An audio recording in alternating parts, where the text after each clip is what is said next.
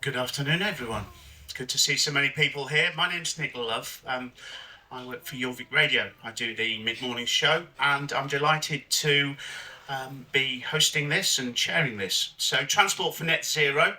What is the future for transport in the UK to meet net zero targets? And what I've done, I've asked each of our esteemed panellists to cover either one or all of three things in a short initial speech. And then, because it's more about you than about us, what we're going to do is we're going to take questions, and the panel then will be invited to answer those. Because obviously it's all about participatory. We're not going to talk at you, we're going to discuss with you. And that's the big thing about it. So the three things are going to be: what are the key policies and strategies needed for the transport sector to achieve net zero emissions in the UK? And/or how can we accelerate infrastructure development and investment to support the transition to sustainable transport modes? And/or what effective approaches can be employed to drive behavioural change and engage the public in adopting sustainable travel habits? So without further ado, I'm going to ask each panellist to introduce themselves briefly, and then we're going to have a short speech from each of them. And then, as I say, I'll open it up, obviously, to you good souls. Great, thanks Nick. I'm George Freeman, Member of Parliament for Mid-Norfolk, Minister of State for Science, Research and Innovation, former Minister of State for the Future of Transport. Tiny bit of context and then three provocative thoughts. It seems to me this is a really important question and agenda because it goes to the heart of several of the biggest challenges we face as a society. Firstly, global warming and the climate emergency. We're cleaning up the energy system 40 years too late, but we're getting there. The next two big dirty industries, the biggest contributors, are transport and agriculture. So that's the first reason why this matters. But I think the second is health.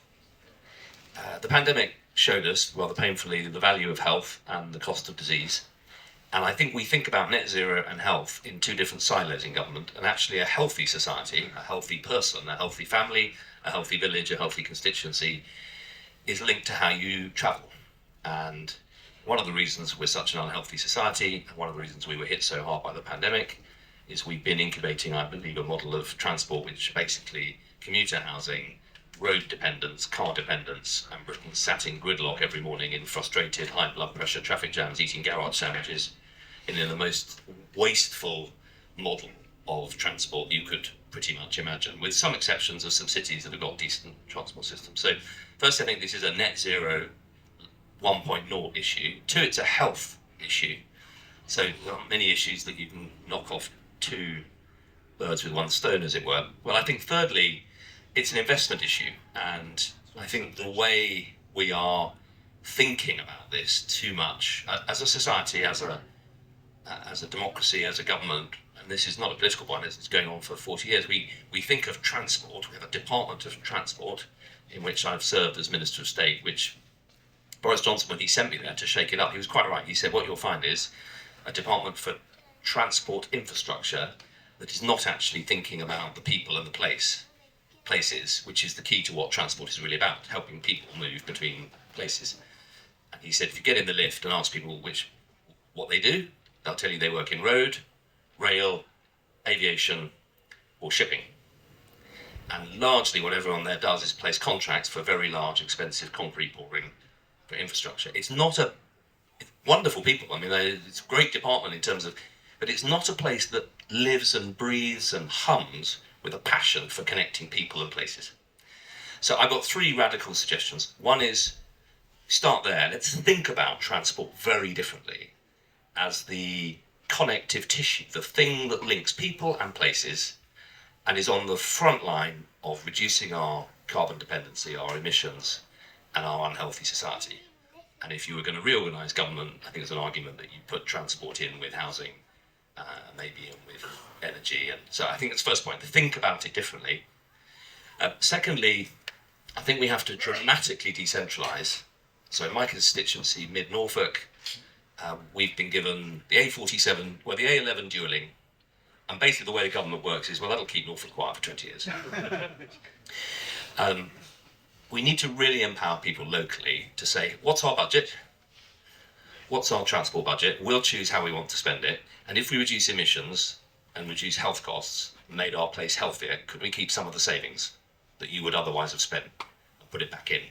So I think, secondly, quite a radical decentralisation, and we're doing it with the mayors, but that leaves places like Norfolk and Yorkshire about to get a combined authority, very exciting, but we've got to do it everywhere.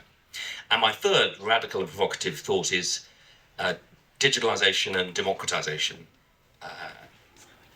Unless we get to the point where you can start to look on your phone and see how you could get a train from Cambridge into Norfolk, get off at Wyndham Station, get on a cycle app route, choose your routes, say I want to go to a gin factory, American Air Base, a church, a farm shop and a pub on a 3-hour family route on B roads. Done. Here are 4 options.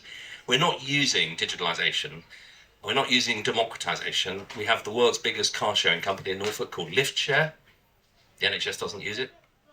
Biggest driver of single car commuting and emissions is the NHS, Norfolk and Norwich Hospital. You can't move for cars every morning. So why isn't the public sector using innovation, using really exciting local entrepreneurial solutions to tackle local problems? There's probably a group in London thinking about NHS commuting, working up a white paper. But I mean, right now we could just help people share cars.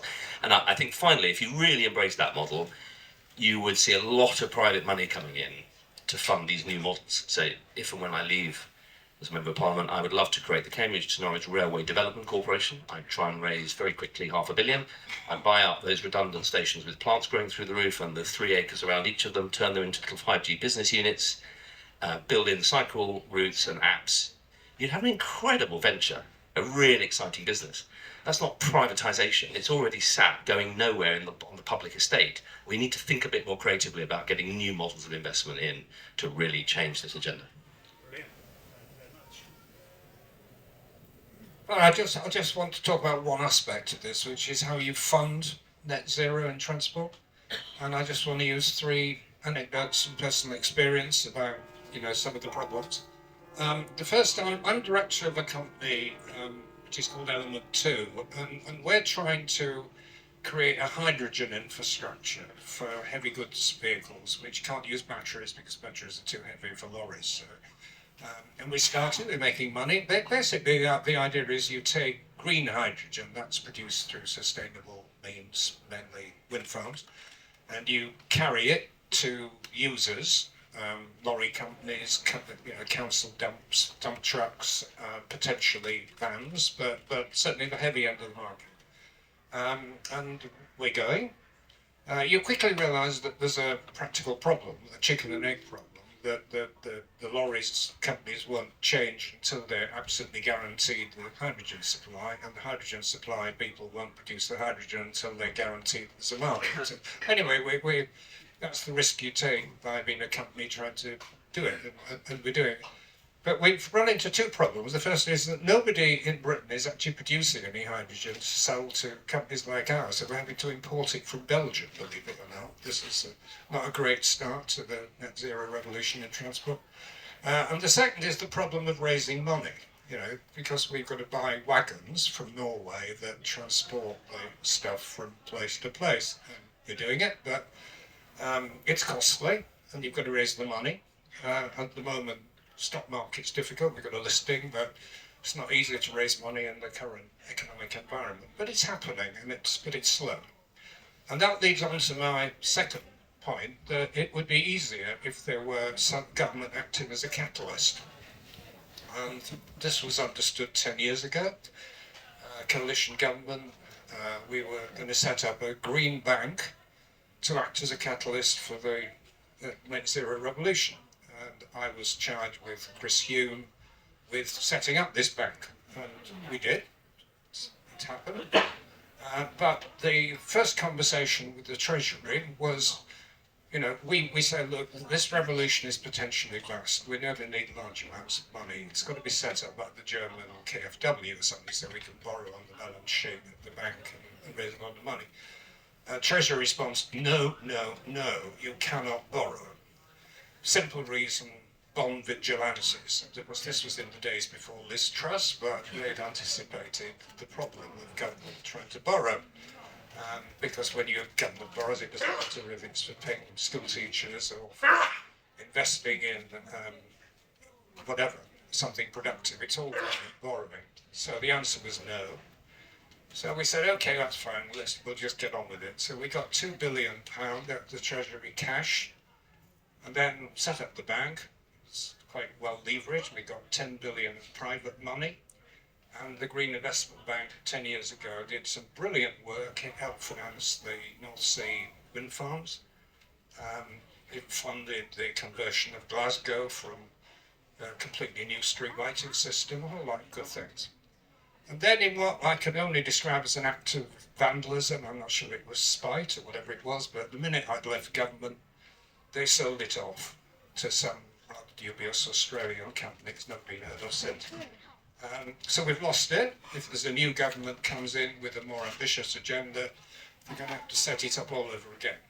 So that's my second example. The third is one of the things government can do and should do, and is doing, is funding research and development, because nobody's quite sure about the technology. You need lots of experiments. So probably prompted by George, the Department of Transport set up a competition between consortiums of companies with different ideas about batteries and hydrogen and so on to compete for the future of net zero road transport. It was a great idea, well organised. I have an interest because I was chairing one of the consortiums, and quite a lot of these groups competed, and ultimately 3 very good projects emerged. The slight problem that the total sum of the 3 projects was a bit bigger than the Treasury had allocated. Okay, well, you adapt, you reschedule, you trim a bit here, trim a bit there. It was still a bit larger, so the department said, no problem, we can take some money from other bits of the department and make up the money. But then civil war broke out. Right? The other bits of the department were not willing to surrender the money. Little Tuddlebury rail station had been promised to some MP from the Red Wall, can't touch that. Smart motorways are in problem, we can't touch that. And so you can imagine the story raging within the bureaucracy, junior ministers taking sides, Secretary of State not willing to offend her colleagues, too small to take to the Prime Minister. So for the last 3 months, civil war has raged in the Department of Transport as to how to raise a few £1 million to top up this research fund. Meantime, these consortiums, which have been ascended at great expense and great time, are dissolving because the government cannot make a decision. And there you have it, in a way, net zero, massive project, massive undertaking, but where do you get the money, and how do you get Whitehall to operate in an efficient, entrepreneurial way, whatever the government? So far, we haven't got an answer. Thank you. Thank you.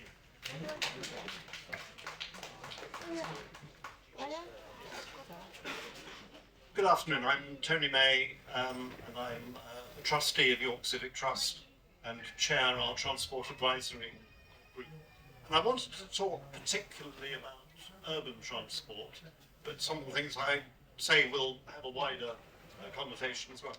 The UK's current carbon budget requires us to reduce carbon from transport by 50% by 2030.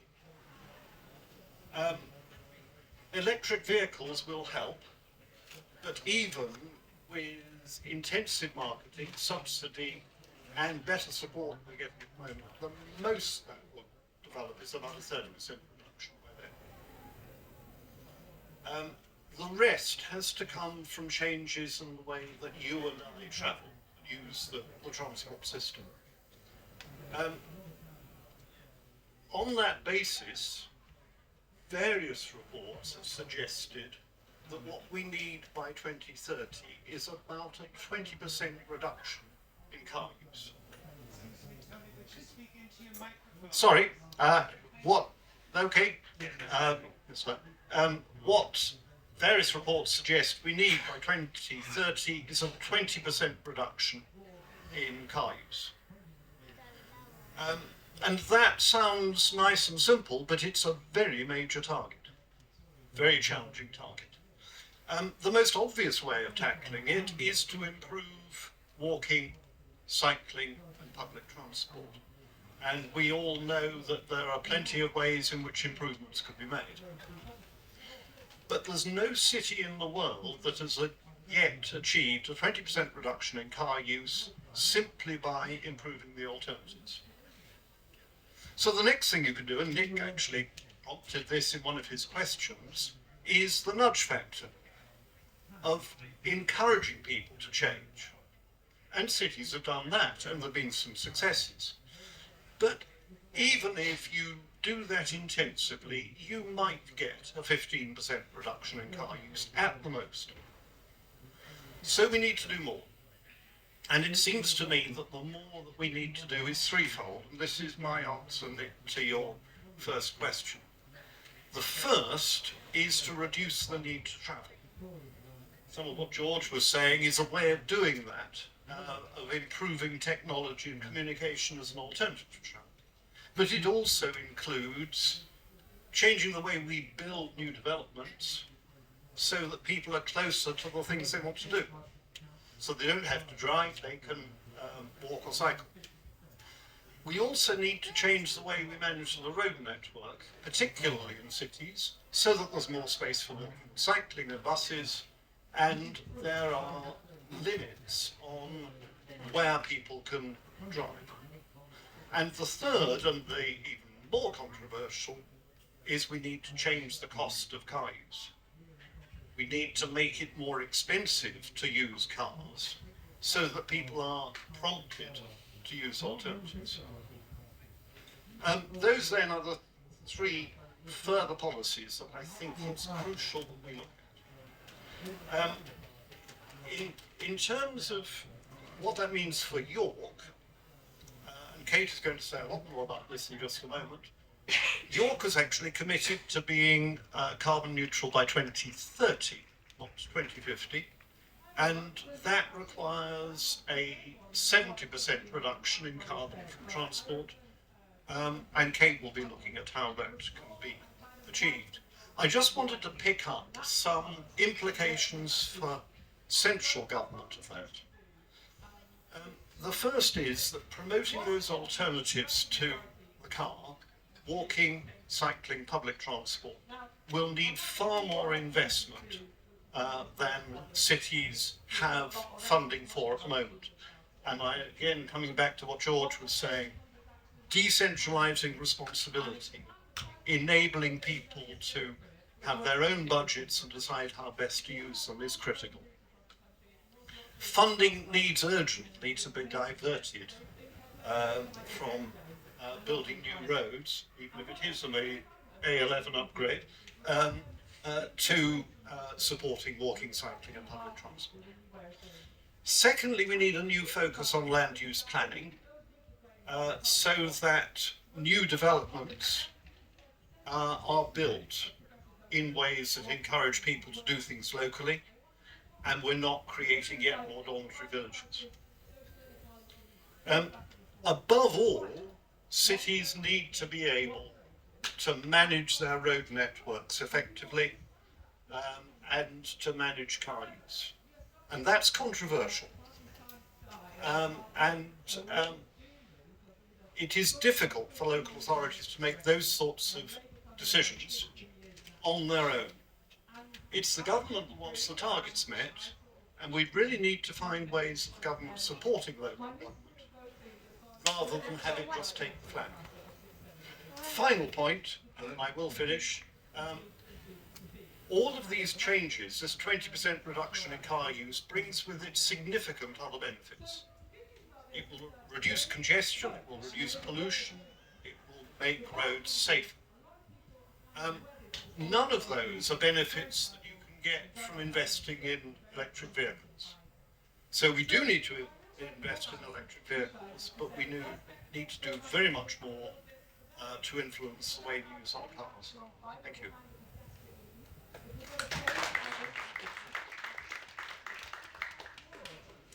Hello everyone, my name's Kate Ravillious and I was recently elected as a councillor on City of York Council, and I'm also joint executive member for Environment and the Climate Emergency. I'm also a science journalist, so I'm speaking with both hats on today. Tony's really nicely set the scene for me here, and I'm going to go on to talk about what we're thinking about here in York, but this could apply to any city in the UK really. So, as a local authority, one of the things that we really can influence is transport. It's hard to influence how people live in their homes, but transport is something a local authority can do something about. As Tony said, we've got to reduce our emissions fast. We've got a really tough target and we need to do it. And we need to do it fast, and we have to recognise that new technology can't do it all for us. So what I'm going to argue today is we have to make better use of what we've already got. Here in York, our climate change strategy suggests that we need to double the amount by which people use active travel, walking and cycling and wheeling. We've got to do that by 2030.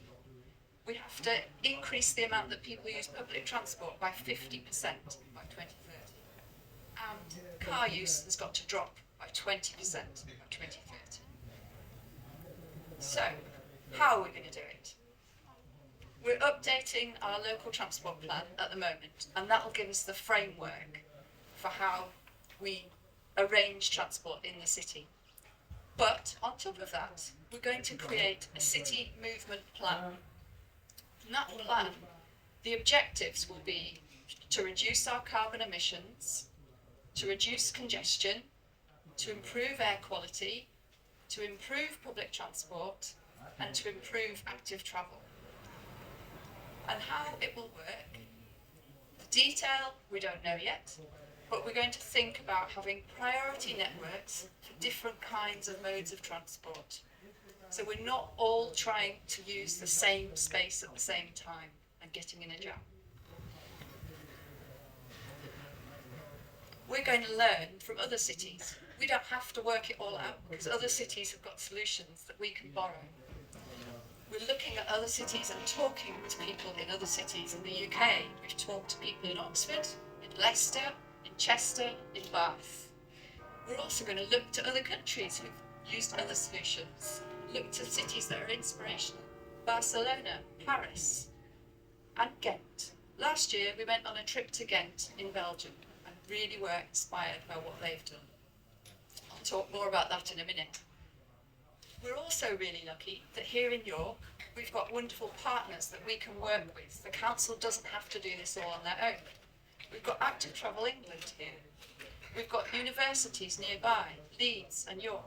And we've got fantastic organisations in York that we can work with that will support the work we want to do.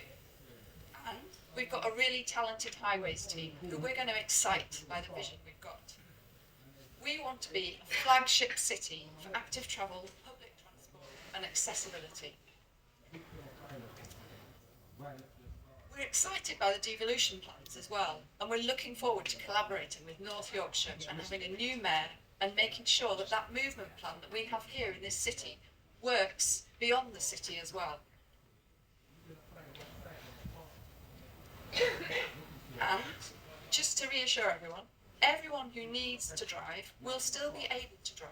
This isn't a movement plan that's going to trap people in ghettos. So, if you're a builder and you need to move loads of bricks, yes, you can do it. Tradespeople, yes. Emergency services, yes. Blue badge holders, yes. People will still be able to move and do the journeys they need to do. But at the same time, we need to make sure that buses, cycling and walking are all safe and convenient options. That's not how it feels right now. So, we have to achieve some kind of modal shift, and by that I mean that people are choosing to take the bus, to bike or walk or wheel instead of getting in their car for at least some journeys. So coming back to Ghent, where we went last year, we were really inspired. They implemented a movement plan in 2017. They spent 2 years designing it really, really carefully, and then they implemented it overnight. And after 1 year of that plan being in place, public transport use went up by 12%. They had 35% of the people in the city cycling really regularly, and their car traffic dropped by 17%. And the best thing of all, that entire scheme cost just €5 million, a fraction of the cost of road building. For me, the thing that really excites me about doing a movement plan like that is that it brings so many wonderful co-benefits. It makes a place where people want to spend time and spend money. It improves the air quality and it improves our health. There's less noise, we can hear the birds singing. There's independence of movement for people who often are trapped and are dependent on cars. So people in more deprived communities and young people are able to move around more freely. There's more equitable use of our roads. There are fewer road collisions, and we spend less on road maintenance, which is a huge bill at the moment. Anyone who has to look after potholes knows that. How do we pay for something like this? We can make better use of traffic enforcement. We can look at how we charge for car parking. We can use a range of different levies. We need some more government funding. And we can look at crowdfunding, enabling local people to actually invest in their city and develop the movement plan and the way we all want to get around. And as others have mentioned, it's really important that the funding is not siloed into different departments, but that it's recognised that when we do things in transport that are beneficial for health, we reap some of that money back again.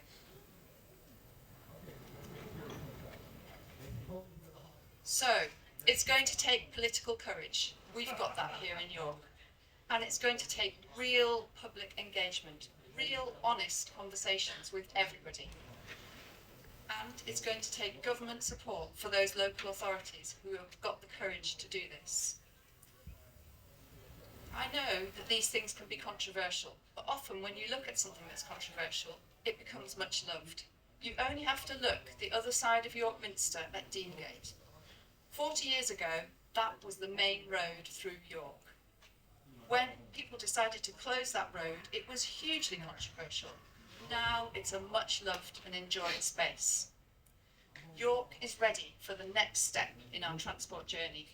We need to make better use of what we already have, and our journey to net zero is going to lead us to a happier, healthier, more accessible and more equitable city. Thank you.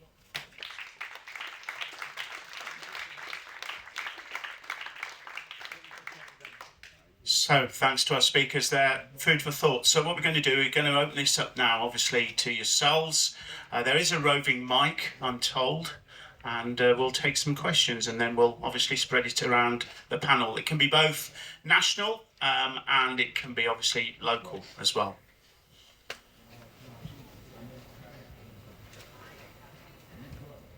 Thanks. The biggest infrastructure development that's transport related that's coming to York at the moment appears to be the dualling of the York Outer Ring Road, the north side of the Ring Road, which will create more traffic and make meeting the 20% impossible. There'll be induced demand, there'll be more traffic coming into York as well. It's not going to reduce traffic. So what can we do? Are we going to not do that so we can have a hope of meeting 20%? Or what are we going to do to ensure that that doesn't actually lead to an increase in traffic and we can meet our 20% reduction? Fine. Tony, then maybe George.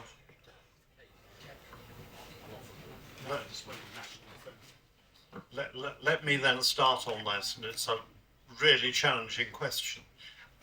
There's a lot of evidence that if you build new roads, you attract more traffic. And so in the profession, there's this concept of locking in the benefits. You decide what you want to achieve with that extra capacity, and you make sure it happens. And the thing that worries the trust, Civic Trust, with the Outer Ring Road proposal, is that it has come with no proposals for reducing traffic in a York. It's a real opportunity to get traffic out of places like Gillygate and onto the Outer Ring Road. So if you're going to do it, you need to do it with those extra measures. But I would say that if your only objective was achieving carbon reduction, you probably wouldn't do it in the first place. So at the moment we are drawing up that local transport plan, and we are wanting to incorporate how the ring road will work that. And the Labour group has committed to, if we want to build that ring road, then it has to work for us. So therefore, it has to help us reduce carbon emissions, it has to reduce congestion in the city centre, and it has to improve active travel. So at the moment, the plans that will go forward have to show and demonstrate that they can do that for the Labour group. Thank you. Next question. Hi, yeah. So basically, I've got 4 children, and we have to go to the supermarket. How do I get to the other side of York to do my shopping, or to go to a supermarket with 4 children? My neighbour's richer than me, so she'll get a better car, she'll get the electric, but I can't afford that. Am I supposed to go on the bus to do my food shop? How do I do that with 4 children? And also, right, I visit my elderly relative, and I've got to go to the other side of town, and that's daily. How do I do that if I have to go by bus with 4 children? I don't see how it practically works, and babies and so on as well. How does that work? And disabled as well. How does that work? So you're talking about provision of public transport, are you? Well, how do you do a food shop? I don't know if you've had 4 children, but if you have 4 children and going on a bus, it doesn't work. I don't know what you're suggesting you do for the practicalities of disability, elderly, and single parents and my children. How am I supposed to do this practically? It's a lovely idea, but the practicalities, no. Yep, so briefly, the movement plan that we're looking at, and it's not set in stone, it's something we're exploring, so exactly how it will work, I couldn't say, but it will not prevent people from driving from one place to another to do a necessary journey, such as going to do your shopping, going with your kids somewhere. It won't prevent people's movement. It will just mean that there will be other options available as well, and that many people will have the option, because there are more frequent and reliable buses, or there is a safe cycle path, they will have the option of doing it another way. And all you need to do is bring down traffic by 20%. That's about equivalent to the traffic levels we have in the school holidays. It's not a massive drop, actually. It's very achievable. Hello. Forgive me for suggesting something radical. How about we tax the rich and spend it on an amazing public transport system, integrated, fully accessible, trains, trams, buses, with loads of space for bicycles, and make it free to use?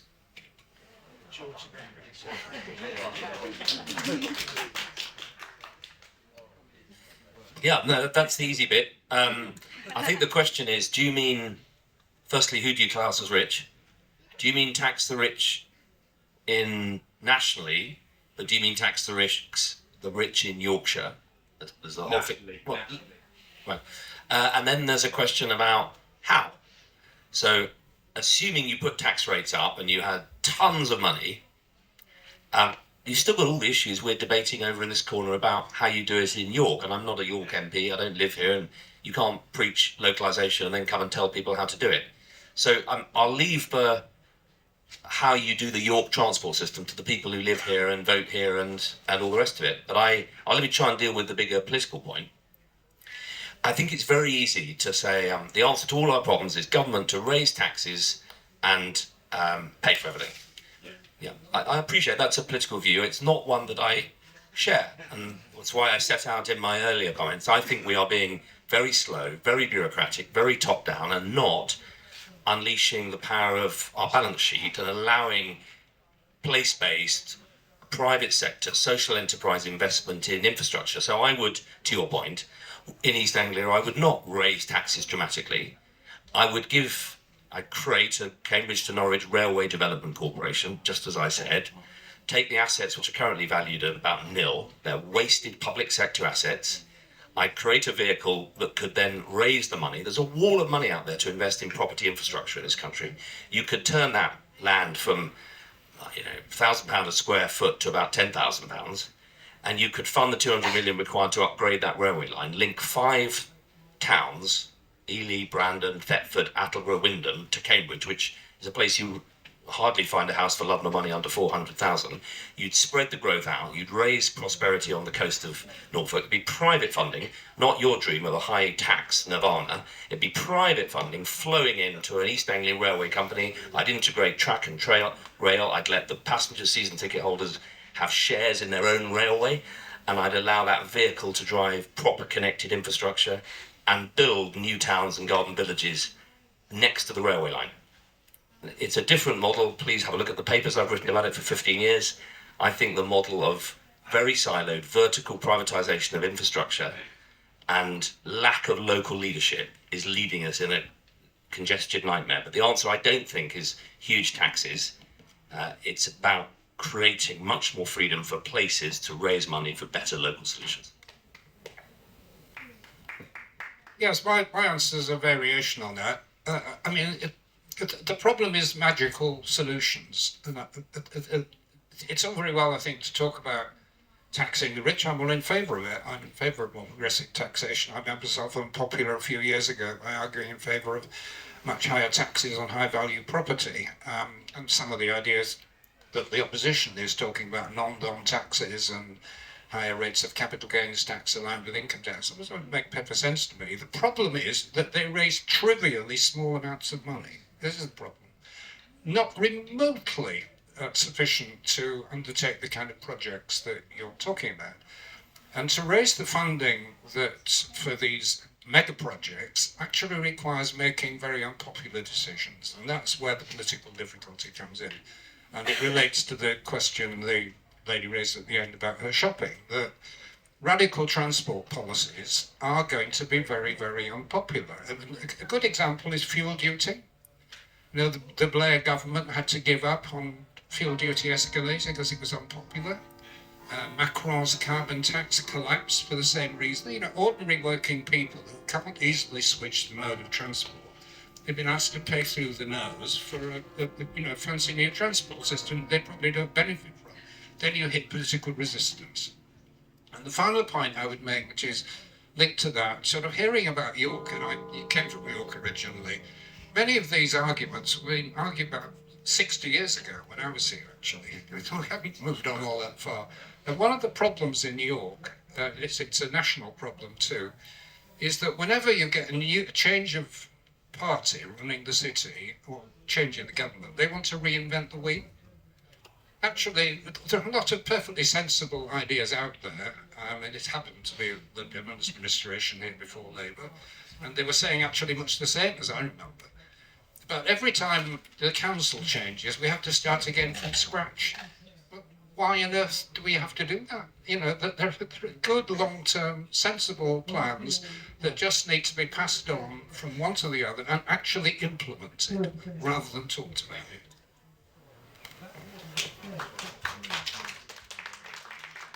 Take another question, please. Thank you. When it comes to sustainability, we're clearly not all on the same page. And I want to take the example of Network Rail, and they're dealing with Cotmanthorpe level crossing. So their intention is to close the level crossing and replace it with a 96-step footbridge, which obviously excludes disabled people using mobility aids, people using prams and cyclists. And if they're able to do this, it will basically close off forever the possibility of an active travel link between the two villages of Cotmanthorpe and Bishopthorpe. And I sat in Cotmanthorpe Village Hall in front of 3 Network Rail executives who said to me, your access needs are unaffordable to the taxpayer. So it's very, very interesting to hear the minister say there's a wall of money out there for infrastructure projects. But on that basis, they're projects that exclude the most disadvantaged and socially isolated members of the community. And we'll take another one, and then we'll ask the panel to address both.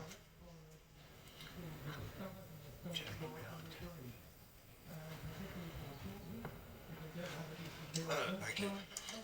I suppose even at the best of times, large-scale transport infrastructure projects take a very long time to implement.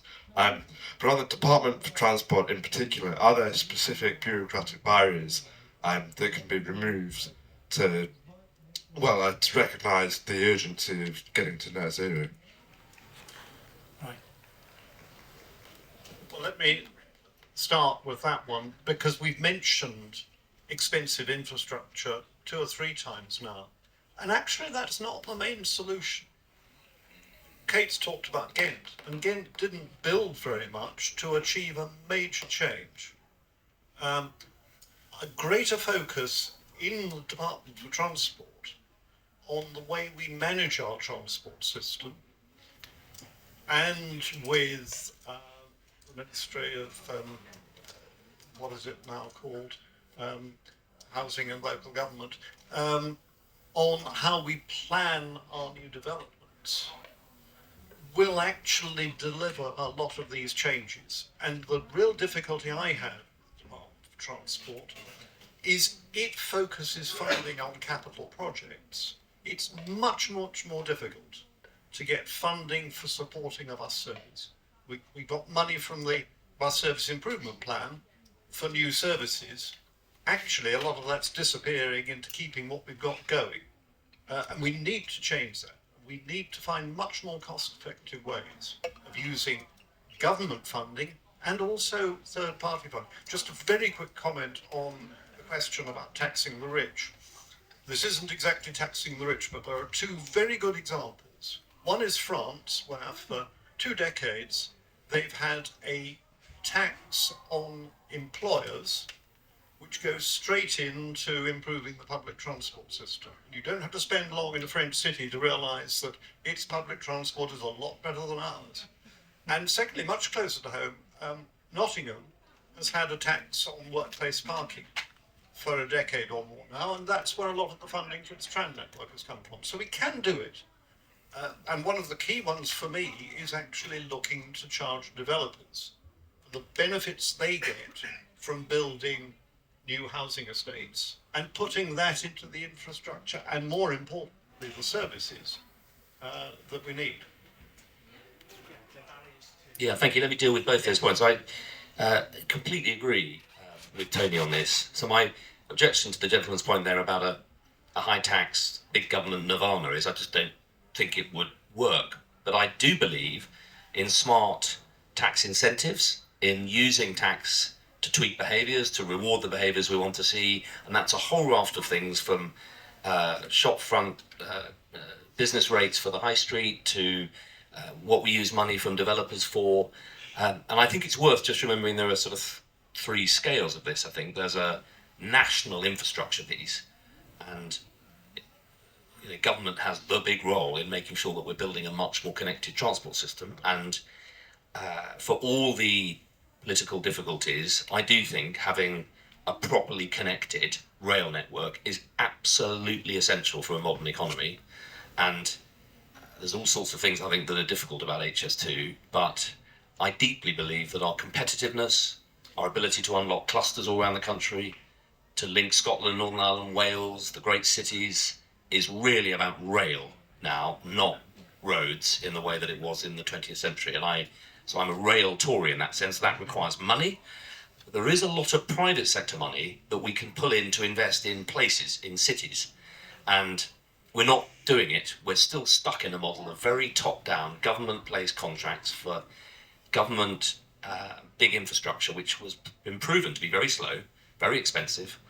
The DfT hasn't got a great track record in placing contracts for big infrastructure. I'd much rather trust Mayor Andy Burnham, Mayor Andy Street, Mayor of Yorkshire coming to that, if you drop down to a local level, to fund that infrastructure and to plan it in the way that you want, and elected leaders like Kate and others in a city. And I can't comment on York specifically, but I would just say there is no evidence that I can see that well-funded private sector, private-public partnerships around infrastructure drive exclusion at all. What's driving exclusion in my constituency, Wyndham, I've got 5,000 houses being dumped. They're commuter houses out of town, dumping people onto roads 1 mile from Wyndham railway station, the south side of which is shut off with barbed wire network rail. It's a dumping ground for gravel. There's no open access. I mean, it's just total lack of joined up planning. And that's why I think I made the comment I made at the beginning about place. And you don't have to be a genius to look and go, well, hang on, this is coming to Wyndham because it wants to get to the Norwich Research Park and to Cambridge, linked by the railway. Cambridge takes 2 hours to drive 3 miles now in the traffic jam in the morning. The railway, which we're building in Cambridge South, will go right to the heart of the campus. So I think we're only going to get this really joined up thinking by much bigger devolution and freedom, so that the Treasury don't block entrepreneurs like you, Kate, me, saying I want to raise a private public corporation, development corporation to fund this infrastructure. The Treasury counting it as debt. It's not debt, it's money raised against assets and asset-backed growth. So I think there's a revolution of this that will drive accessibility, and the big issue at Wyndham Station is disability access. We've been waiting 20 years. The best way to do that is to get this money in quickly and have a proper local development scheme. Couple more questions, please. We're taking them in twos. So, yes, sir.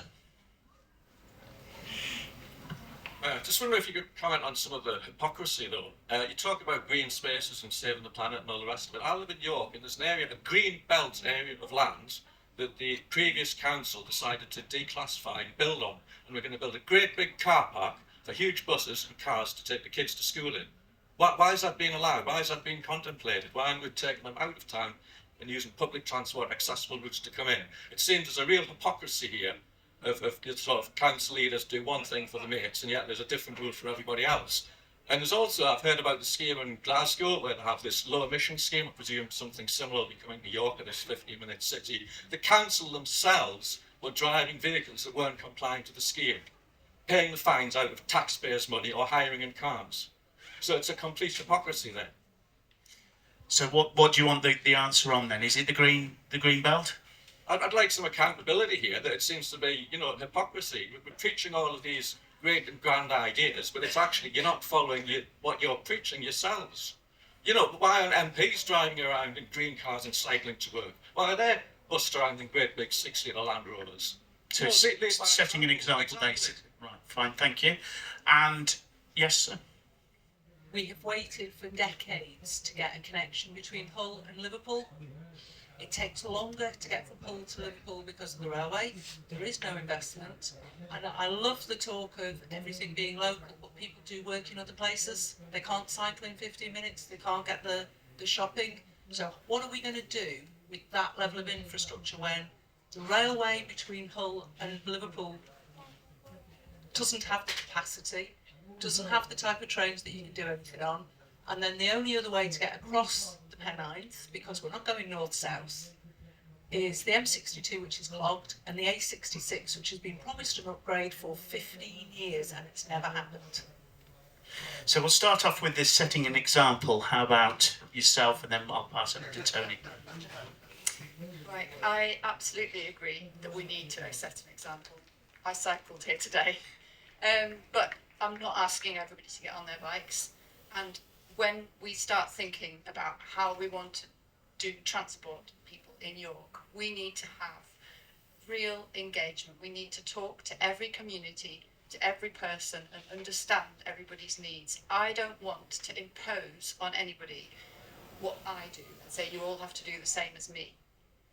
We all have different needs, and this comes back to talking about accessibility as well. We have to think about people who have accessibility needs. I went to the fantastic talk in the tent about York in 2040, where people were thinking about, we need buses with spaces for more than one wheelchair or one pushchair, that sometimes a disabled person needs to travel with their family, not be sort of shunted onto their own separate bus.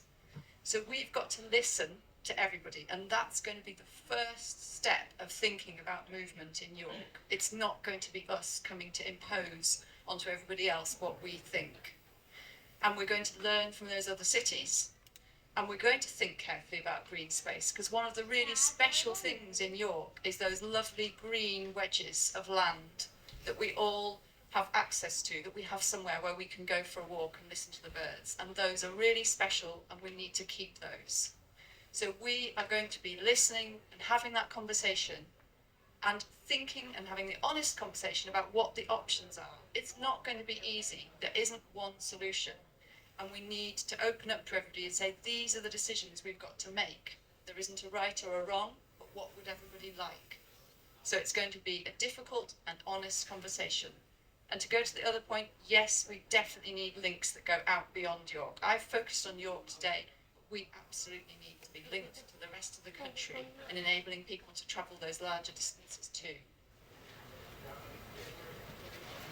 Let me pick up the second point on East-West and go back briefly to dear old HS2, because if you look at connectivity in the rail network, the main connectivity is with London. And yet, if we're wanting to achieve an effective economic conurbation in the north of England, we need that east-west connectivity. It is absurd that I can get from my front doorstep to King's Cross in the same time as it takes me to get to Manchester Airport. Manchester Airport's a third of the distance. When the HS2 project was assessed, it was assessed partly on a concept called agglomeration, whereby getting places closer together in time, you encourage economic growth. And a key part of the agglomeration justification for HS2 was people in Birmingham being able to work in London. How absurd can you get? I mean, far, far better to focus on people in York being able to work in Leeds and Manchester and vice versa. And more importantly, the businesses being able to work together. So frankly, even at this late stage, and I know I'm not alone in the room, I would ditch HS2 and build HS3, which was the east-west one. Yeah, let me take the 3 points. I think the east-west point has been a massive structural problem in this country for a long time. We have it in East Anglia. The only routes are basically commuter routes, Norwich, Liverpool Street or Cambridge South. And it's a big, big strategic problem.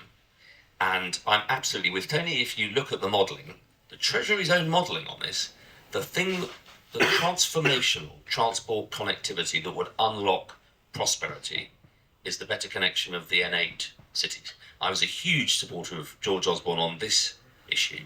The Northern Powerhouse, the N8, creating that northern engine, economic engine. The Treasury modelling was all there, and I do think we need a national rail network, but my urgent priority would be the day-to-day connectivity between cities in the north and getting that northern economy really humming so that those clusters can properly grow. And I think actually if you asked investors internationally, where would you see the biggest opportunity? They'd be saying, I want to invest in Manchester, if you could connect those cities together, Sheffield, in York, in Leeds, in Newcastle, but that's where there's an agglomeration of extraordinary growth activity. And on the point about, examples and leadership, I do think it's important that politicians practice what we preach. But I think it's also important that this, and it's a bit dangerous, some of the term, if this is pursued as a kind of, we're going to punish people, we're going to impose on them a bunch of very sort of political ideas top down. I can tell you my constituency, where average household incomes in rural Norfolk are under 30,000. Average household incomes, 115 villages, 5 towns, an area that's been abandoned for about 100 years, left behind. People are really struggling to get by. Most houses have 2 cars, some 3. There's terrible rural networks. If we're going to impose on them a model of get rid of your car, you're just abandoning people on the scrap heap. We have to have a more diverse model of really smart digital inner cities, decent rail infrastructure regionally, and allow people locally to plan the transport systems that work for them. You can't cycle across mid-Norfolk. I've cycled round my boundary, but you can't cycle 30 miles every morning and drop the kids off at school on the way to work. So different areas need different solutions, and we'll only get that with real devolution, I think. Yeah, so I mean, quite a lot of the questions are about, big transport projects and how you do them. And it is completely mad that governments have axed the northern bits of the HS2 rather than the southern bits, and have ignored the cross-Pennine route. And that underlying this is a sort of black box in government, in the Treasury, which is about how you evaluate the benefits of these big projects. And there is one aspect of it that had me absolutely incensed when I was in government, that if you have a big long-term project that is important for climate, for example, if it has benefits beyond 30 years, they're not counted. One of the best and most predictable projects that was recently thought of was the barrage, the tidal barrage in South Wales.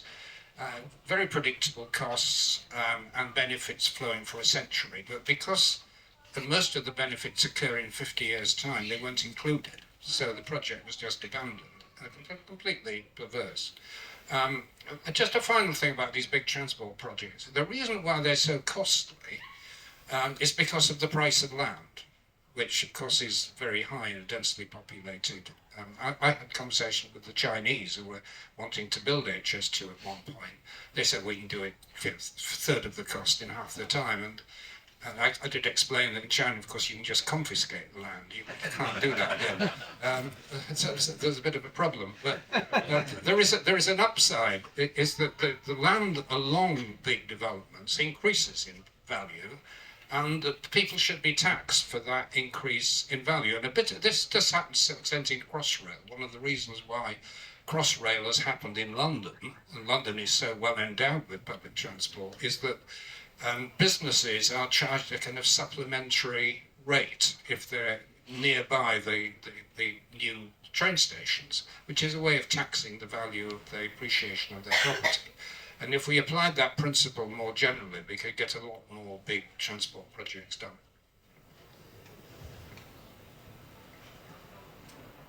Time flies and you're having fun. I'm afraid that's it. We are finishing now.